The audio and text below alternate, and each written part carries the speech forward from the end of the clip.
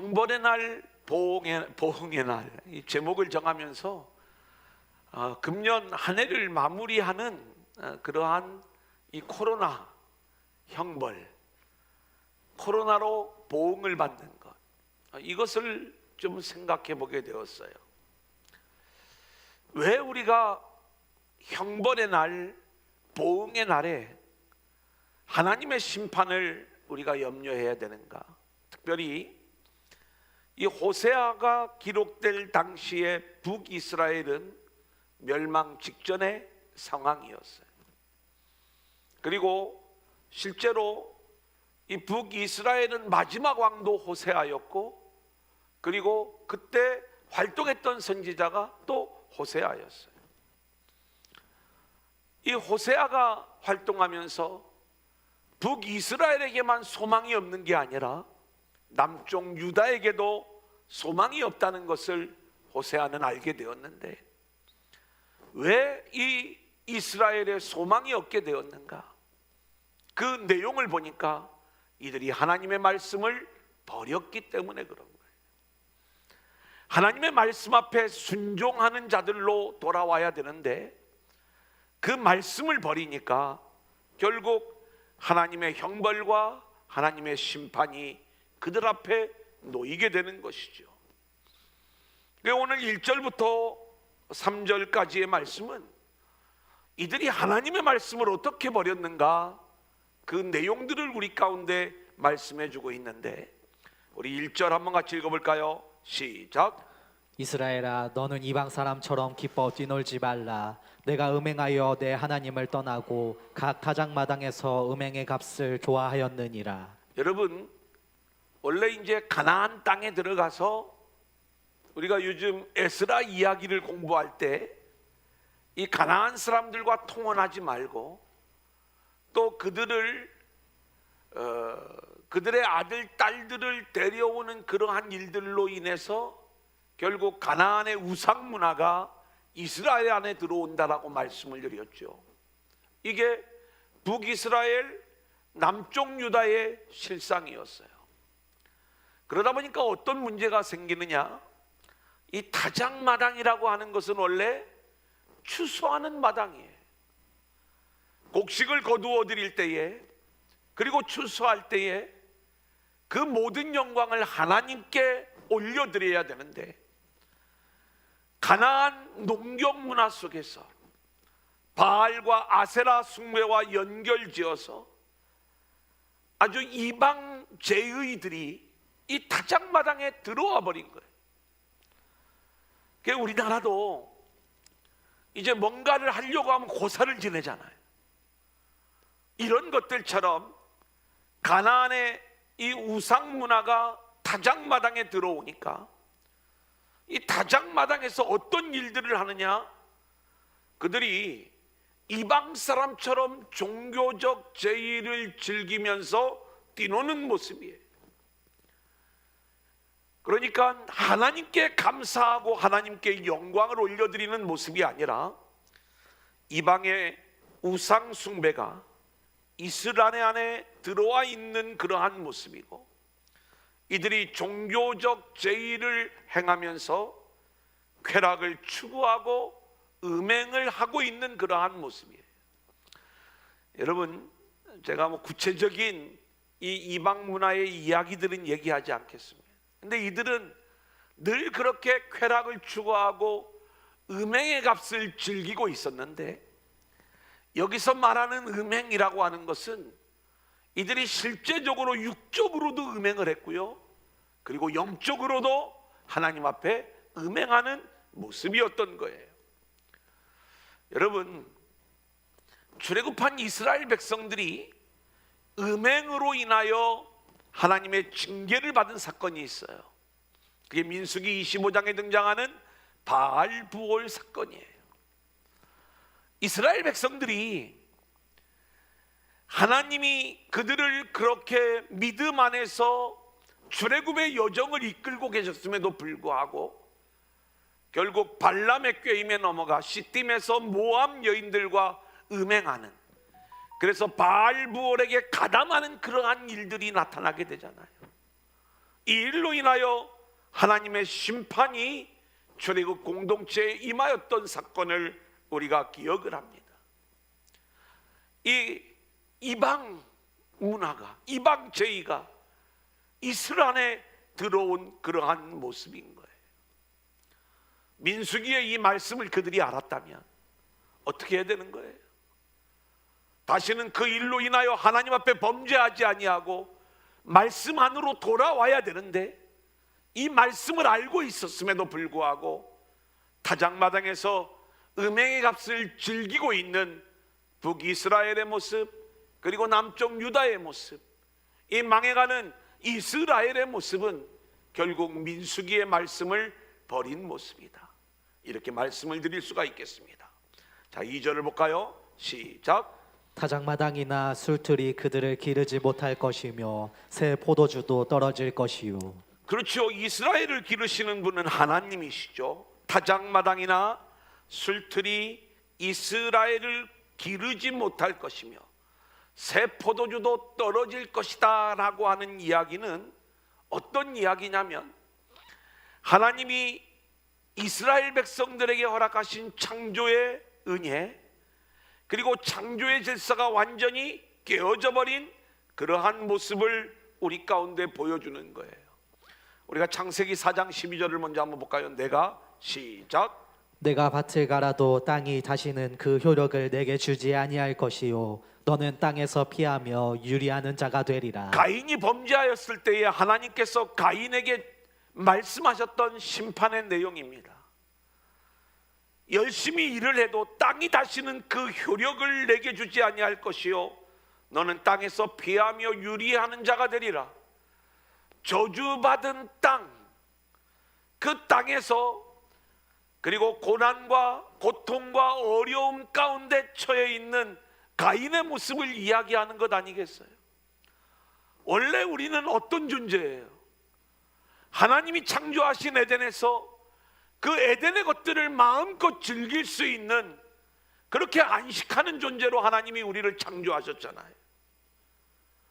타작마당에서 마음껏 기뻐하며 하나님을 찬양하는 그러한 모습들이 우리의 모습이 되어야 되고, 새 포도주의 은혜를 마음껏 누릴 수 있는 것, 이게 원래 하나님이 우리에게 창조 가운데 주신 은혜의 모습이었어요. 그런데 죄를 지은 백성들에게 어떤 일들이 나타나요? 타작마당이나 술틀이 그들을 기르지 못할 것이요 새 포도주도 떨어지게 될 것이다.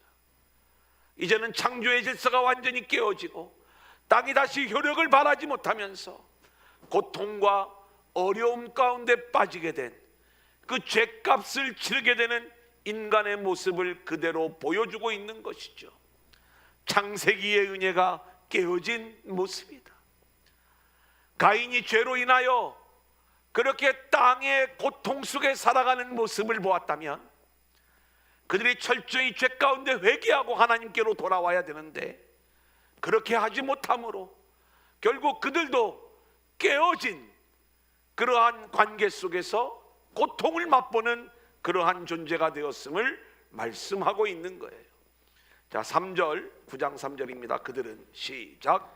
그들은 여호와의 땅에 거주하지 못하며 에브라임은 애굽으로 다시 가고 아수르에서 더러운 것을 먹을 것이니라. 그들은 여호와의 땅에 거주하지 못하며, 여호와의 땅이 어느 땅이에요? 가나안 땅이죠. 안식의 땅이죠. 실제로 신명기의 말씀은 이스라엘 백성들이 이제 어떻게 이 가나안 땅에 들어갈 것인가, 그리고 가나안 땅에 들어가서 그 하나님이 주시는 안식을 어떻게 누릴 것인가, 이 내용을 분명히 말씀하고 있는데, 이들이 죄를 지음으로 말미암아 여호와의 땅에 거하지 못한다는 것, 신명기의 은혜가 깨어져 버린 모습이에요. 에브라임은 애굽으로 가고, 그 애굽은 하나님이 안 계신 곳이에요. 하나님을 믿지 않는 나라예요. 거기는 우리가 노예로 있을 수밖에 없는 그러한 곳이에요. 거기서 하나님이 모세를 보내셔서 10가지 재앙과 특별히 어린 양의 피의 은혜로 그들을 끄집어내신 그 은혜의 이야기, 그게 출애굽기의 은혜예요. 이 출애굽기의 은혜가 깨어진 모습이죠. 다시 애굽으로 간다는 거예요.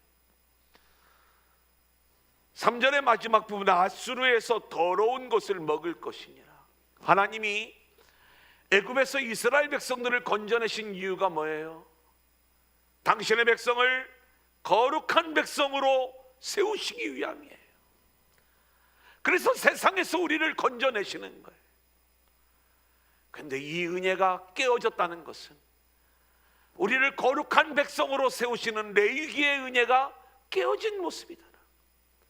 지금 호세아가 우리 가운데 1절부터 3절까지 말씀하고 있는 것은 창세기부터 신명기까지 이 모세 오경의 이야기를 통해서 하나님이 우리에게 붓고자 하는 그 은혜의 모습들이 완전히 깨어져 있는 그러한 모습이다. 우리가 이렇게 말씀을 드릴 수가 있겠습니다. 저는 이 말씀을 생각하면서 오늘 이 코로나 상황 속에 있는 우리의 모습들을 생각해 봤어요. 우리에게 창세기의 은혜가 유지되고 있는가? 여러분, 우리가 죄 가운데 코로나19로 인하여 모든 관계 질서들이 다 깨어져 있지만, 그럼에도 불구하고 하나님은 선하신 하나님, 하나님은 인자하신 하나님, 아멘. 언약에 신실하신 그 하나님이 그 언약 안에서 우리를 구원하여 하나님 나라로 구원받은 백성으로, 그리고 하나님이 주시는 안식의 세계로 우리를 이끌고 계신다라고 이야기할 때 우리는 믿음으로 그 일들을 기대하면서 하나님께 모든 주권을 내어드리고, 그리고 하나님의 인도하심을 우리가 즐기면서 나아가는 자들이 되어져야 되는데, 뭔가 코로나19로 인하여 하는 일마다 안 되는 것 같아요. 신이 나지 않는다고 그랬죠. 이건 역시 우리의 욕심대로 되어지지 않는 그 일들에 대한 우리의 안타까운 모습이겠죠. 여러분, 우리가 비대면 상황이 되었을 때 제가 온라인으로 이것저것들을 좀 해보려고 굉장히 노력들을 많이 했어요.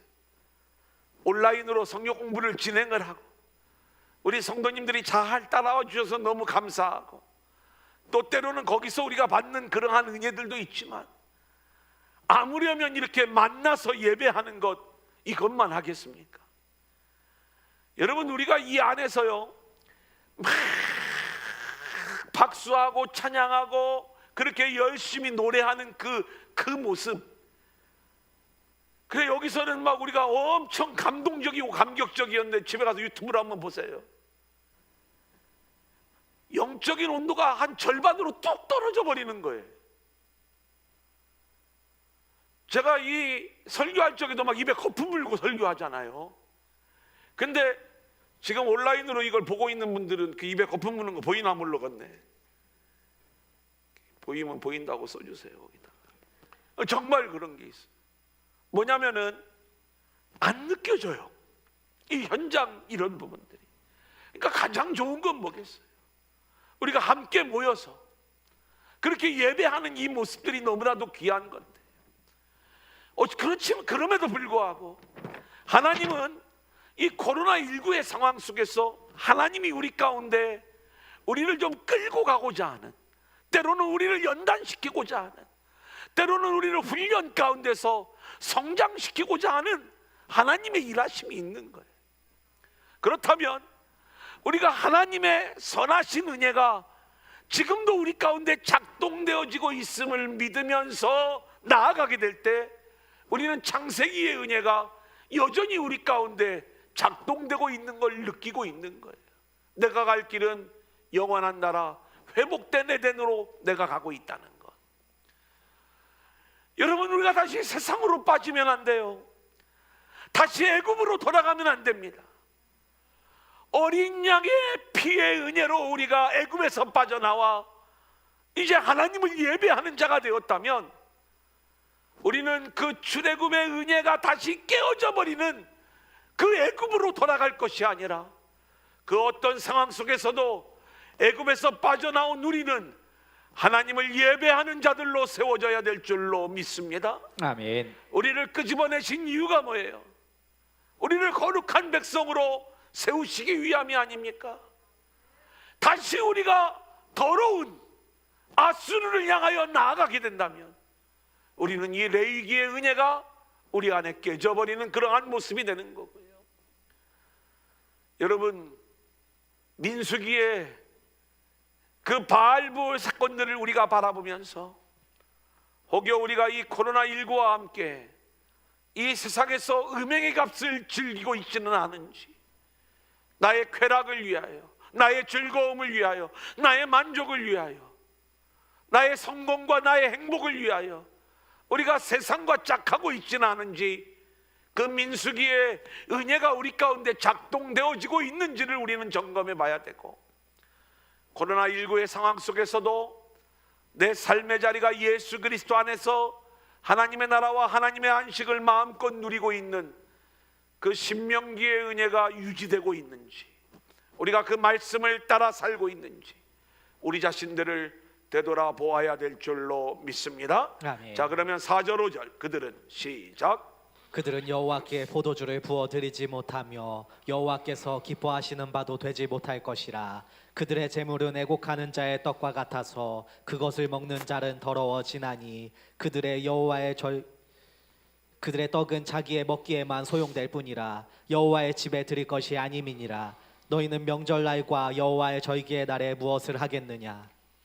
자, 이스라엘이 쫓겨나서는 하나님께 제사를 드리려고 하여도 드릴 수가 없고, 여러분, 우리가 코로나19로 인해서 하나님을 마음껏 예배하기를 원하지만 예배할 수가 없을 때 그게 얼마나 힘들고 어려운 일들이었습니까?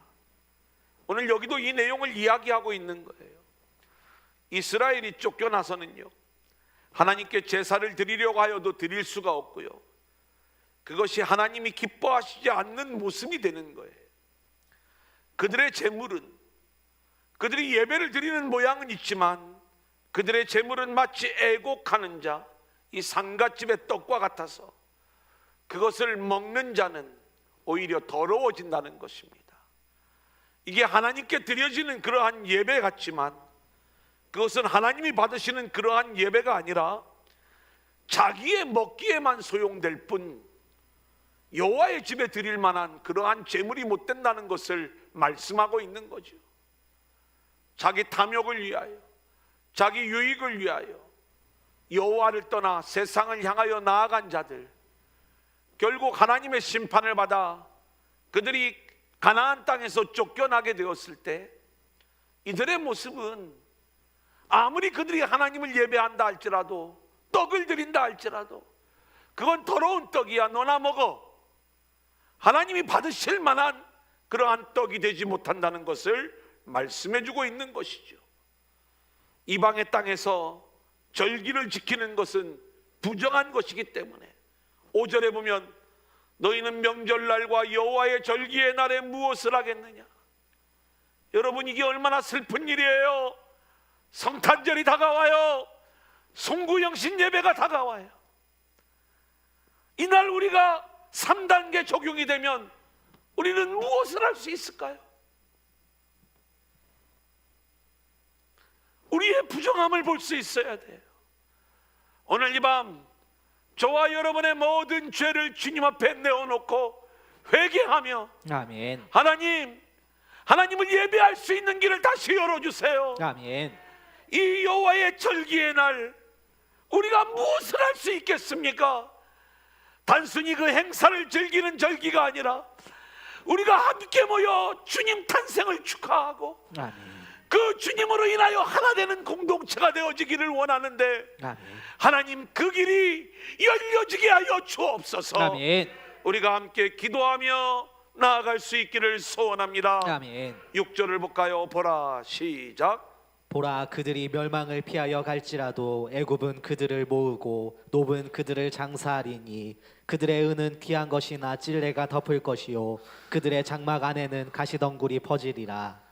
자, 이스라엘이 애굽으로 도망을 갈지라도, 그리고 애굽에서 그들을 받아들인다 할지라도 오히려 그곳이 무덤이 되어버린다, 이 내용이에요. 여러분, 우리가 하나님을 떠나 다시 애굽으로 돌아가면 그곳이 우리의 무덤이 된다는 이야기를 말씀하고 있는 것입니다. 피난하면서 그들이 살아남고자 가져갔던 은, 그 보물 써보지도 못하고 찔레가 그것을 덮어버릴 것이다. 그들의 장막에는 가시덩굴이 퍼질 것이다, 이렇게 이야기를 하고 있습니다. 여러분, 우리는 우리가 살 길을 찾느라고 우리가 약속의 땅 가나안에 왔던 아브라함이 그 땅에 기근이 임하였을 때 애굽으로 내려가잖아요. 애굽에 가면 먹을 것이 있다더라. 근데 아무리 내가 많은 것들을 준비하고 애굽에 간다 할지라도, 그 애굽에서 우리를 받아들여 준다 할지라도, 우리가 모아놓았던 모든 것들은 아무 쓸모없는 찔레가 덮이고 가시덩굴이 퍼져버리는 그러한 것들이 될 것이다. 여러분, 우리가 이 세상에서 아무리 많은 은을 모아도요, 그리고 세상에서 아무리 좋은 장막을 그렇게 준비해 놓았다 할지라도 그것이 저와 여러분의 영혼의 안식처가 될 수가 없는 거예요. 우리의 참된 안식을 유지해 줄 수 있는 그러한 것들이 못 된다는 것을 말씀하고 있는 것 아니겠습니까? 자, 7절 같이 읽어봅니다. 시작. 형벌의 날이 이르렀고 보응의 날이 온 것을 이스라엘이 알지라. 선지자가 어리석었고 신에 감동하는 자가 미쳤나니 이는 내 죄악이 많고 내 원한이 금이니라. 여러분, 선지자가 어리석다고 이야기를 하는 거예요. 신에 감동된 자를 미쳤다고 이야기를 하는 거예요. 왜요? 실제로 선지자의 말씀을 듣고 신에 감동된 자의 가르침을 따라야 되는 것 아닙니까? 그런데 이들이 세상 가운데, 죄 가운데 빠져 있다 보니까 선지자들이 미쳐 있는 것처럼 보이고, 그리고 신에 감동된 자가 그렇게 어리석고 미친 자의 모습으로 보이더라, 이 말인 거예요. 사랑하는 여러분, 제가 우리 성도님들에게, 물론 저 역시 함께 들어야 될 말씀이지만, 아무리 어렵고 힘든 그러한 고난의 상황이라 할지라도 땅의 것을 내려놓고 하늘의 것을 붙잡으십시오. 땅의 복음이 아닌 하늘의 복음을 붙잡으십시오. 이 이야기를 할 때 우리가 그 이야기가 미친 이야기로 들리고 정신 나간 이야기로 들리면 큰일 나는 거예요. 목사님, 그것은요, 이 땅에서 먹을 것 다 해결된 다음에 그 다음에 얘기해 주세요. 지금 먹을 것 없어서 이렇게 힘들고 어려운데 이 땅에서 먹을 것들을 이야기해 주셔야지. 왜 그렇게 자꾸 하늘의 것만 자꾸 이야기하십니까? 목사님은 예수에 미친 것 아니에요? 우리가 참된 복음이 우리 가운데 선포되어질 때에 그 말씀이 어리석고 미친 이야기로 들리면 그것처럼 우리가 어리석은 모습이 없는 것이죠. 그래서 형벌의 날, 보응의 날이 따가운 것을 너희는 알지어다. 이스라엘 백성들이 그랬어요. 선지자의 말씀을 듣지 않았어요. 그 말씀을 어리석은 것으로 이야기하는 거예요. 여호와의 신에 감동된 자들의 말씀을 듣지 않았어요. 저들은 미쳤다고 생각을 한 거예요. 우리는 지금 어떤 모습으로 신앙생활을 하고 있습니까? 저는 저와 여러분이 선지자의 사명을 감당하는 믿음의 성도들이 되어질 수 있기를 소원하고요. 아멘. 여호와의 신에 감동된 자가 되어서 아멘. 우리가 하나님의 말씀을 선포할 수 있는 믿음의 성도들이 되어질 수 있기를 소원합니다. 아멘. 자, 넘겨봅니다. 8절 9절 같이 읽어볼까요? 시작. 에브라임은 나의 하나님과 함께한 파수꾼이며 선지자는 모든 길에 친 새 잡는 자의 그물과 같고 그의 하나님의 전에는 원한이 있도다. 그들은 기브아의 시대와 같이 심히 부패한지라. 여호와께서 그 악을 기억하시고 그 죄를 벌하시리라. 하나님은 나를, 이 호세아를 예언자로 임명하셔서 에브라임을 지키는 파수꾼이 되게 하셨어요. 하지만 너희는 예언자가 가는 길목마다 덫을 놓았다는 거예요. 하나님이 계신 집에서마저 너희는 예언자에게 오히려 원한을 품었다는 거예요.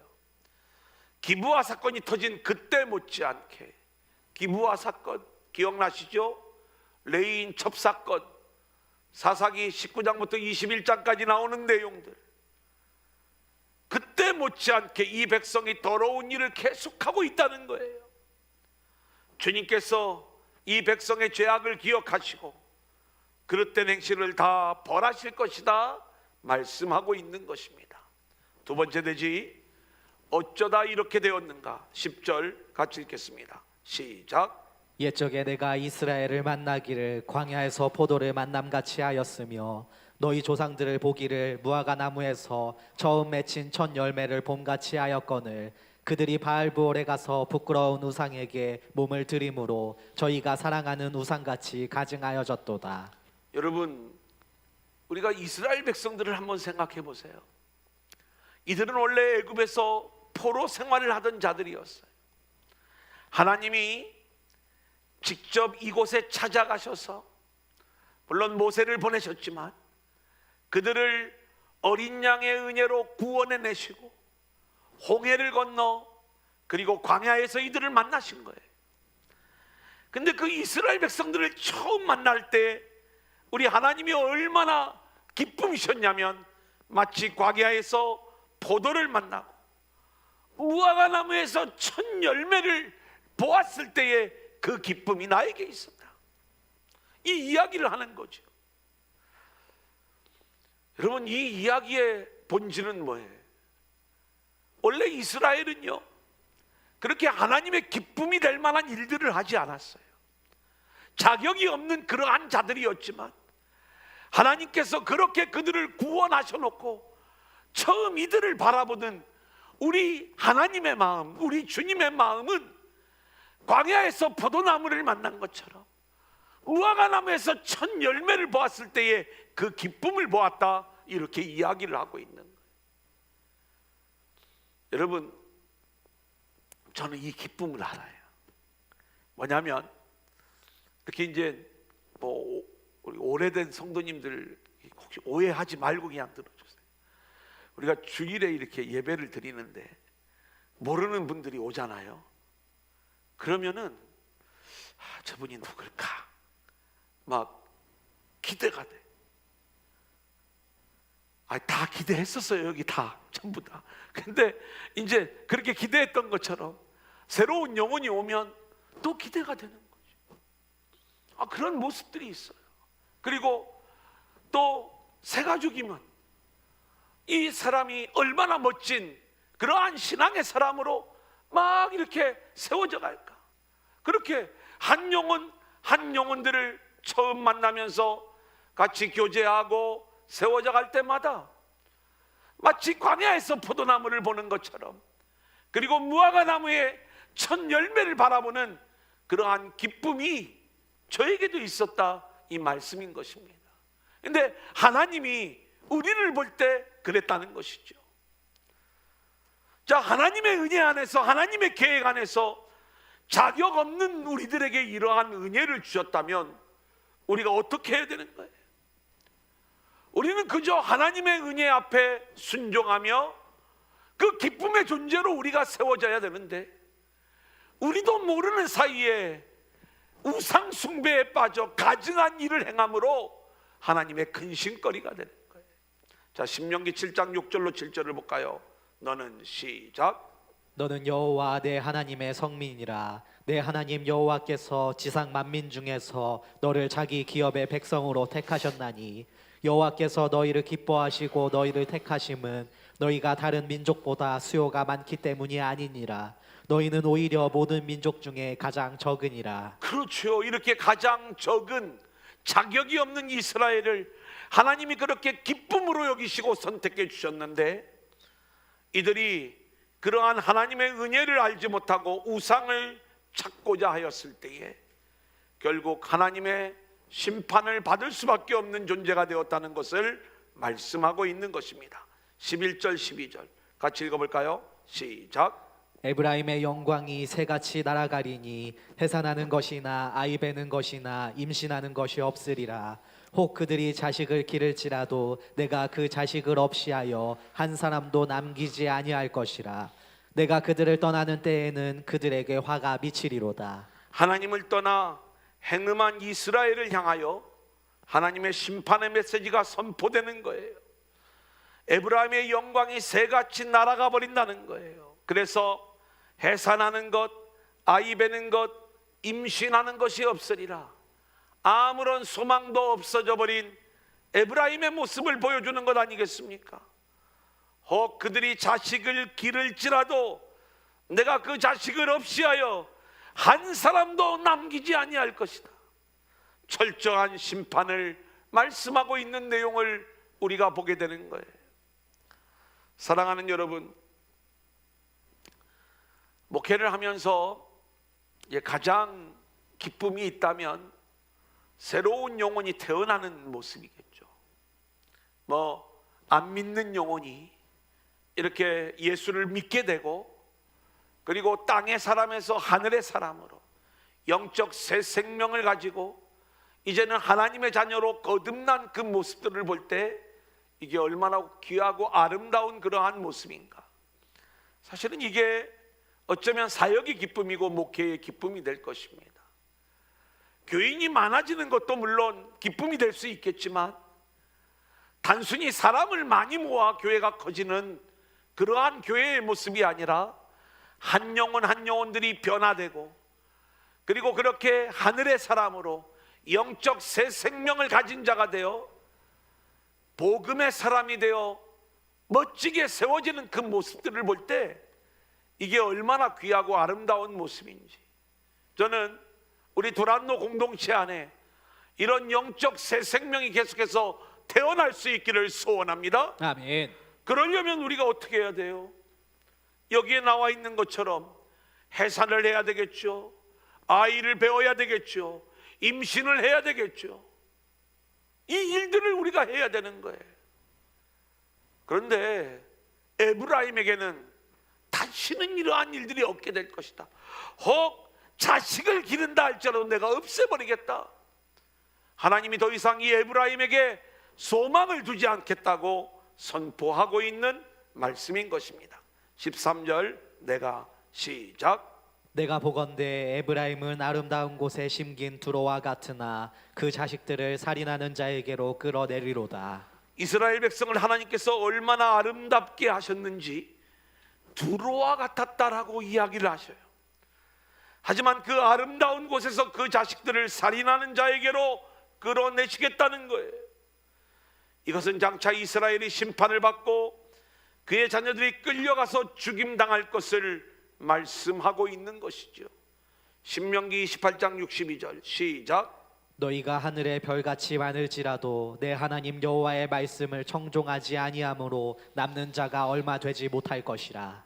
여러분, 저는 이 코로나19로 인해서 이 땅의 교회들이, 특별히 우리 한국 교회가, 또 우리 교회가 이러한 심판에 이르지 아니하도록 우리는 철저히 하나님의 은혜를 붙잡는 자들로 세워져야 될 것이고, 또 저와 여러분 모두가 주의 말씀을 붙잡고 흘러 떠내려가지 말고 오직 믿음에 굳게 서서 하나님의 자녀로 세워지는 우리 모두가 될 수 있기를 소원합니다. 아멘. 자, 14절 같이 읽습니다. 시작.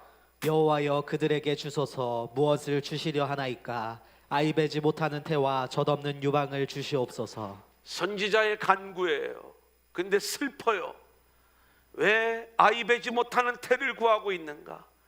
젖없는 유방을 달라고 기도하고 있는가? 자녀가 생산되어도 그들이 끌려가서 죽임당하게 될 때에야 차라리 태어나지 않는 것이 좋다는 거예요. 얼마나 비참한 간구의 모습입니까? 하지만 이러한 간구에 대하여 하나님의 응답은 심판으로 나타나는 거예요.